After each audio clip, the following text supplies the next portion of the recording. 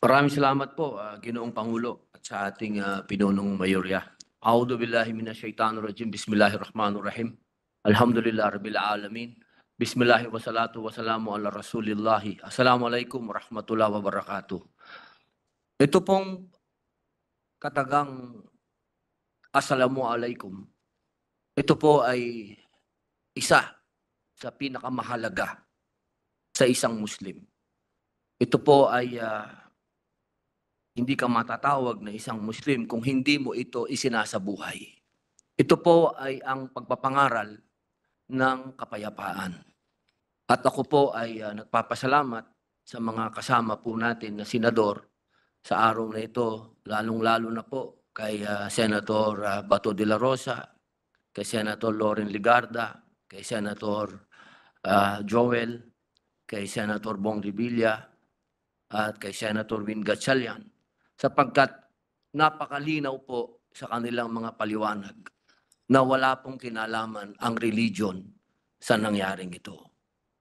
Ito po ay paglilinaw sapagkat napakarami pong lumalabas sa social media na gustong parang ibalik ang mga iniiwasan po nating mga katagang away ito ng Muslim at Kristiyano, na ito po ay gusto nilang paigtingin.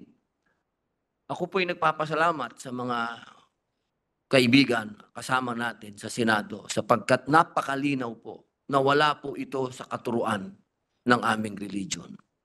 Ito pong dayuhang ideolohiya na ito. Kailanman hindi po ito naging ideology ng mga tinatawag po nating nagbalik loob, katulad po ng nasa Bangsamoro Autonomous Region of Muslim Mindanao at ganun din po sa MNLF.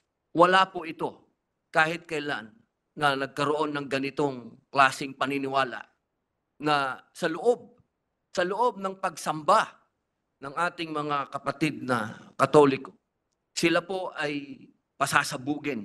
Hindi po ito kailanman matatanggap ng mga Muslim na ito po ay kasama sa aming pananampalataya dahil malinaw po sa banal na Quran na sinasabi, ang pumatay ka ng taong walang kasalanan ay parang mo nang pinatay ang buong daigdig.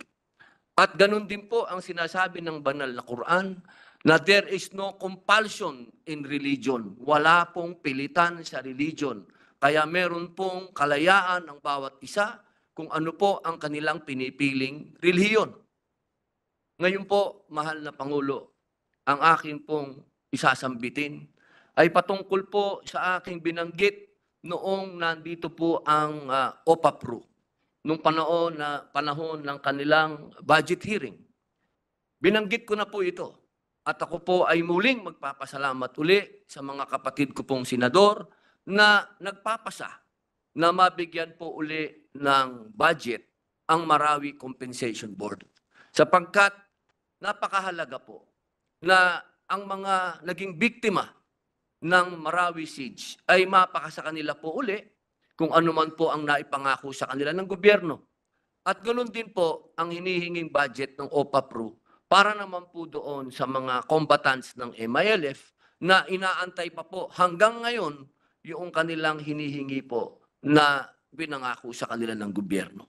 Dahil mahal na Pangulo, ito pong kaganapan nito at napatunayan na rin po at nasabi na rin po ni Senator Bato de la Rosa na ito pong nangyaring ito ay retaliation ng teroristang grupo sa nangyayaring operasyon ng ating forces, military forces.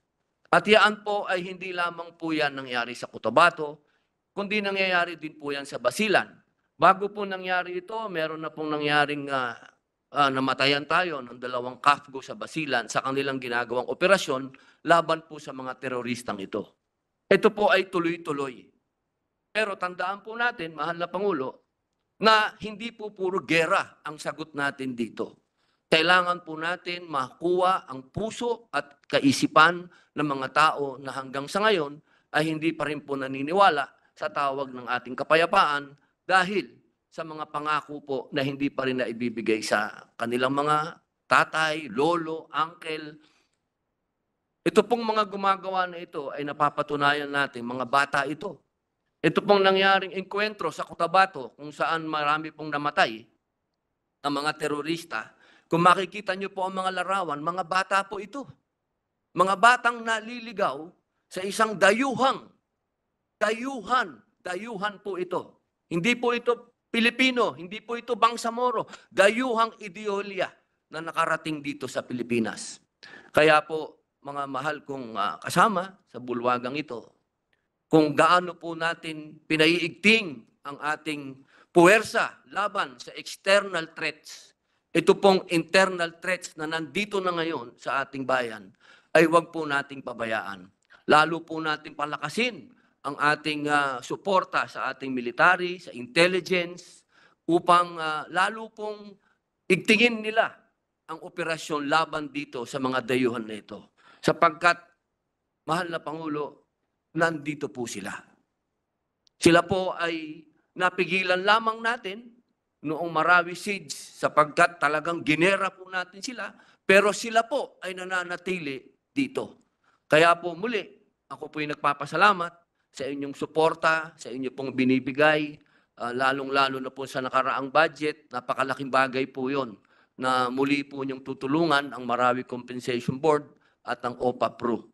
Ang gusto ko lamang pong huling sabihin, mga mahal kong kasama, ang pasasalamat sa inyong lahat na inyo pong niliwanag na wala pong kinalaman ang Islam dito. Ito po ay mga terorista at kailanman hindi po sila ang representasyon ng mga Muslim. Maraming salamat. Salamat po. Maraming salamat, Senator. Thank you, Mr. President. Thank you, Senator Robin Hood. Next to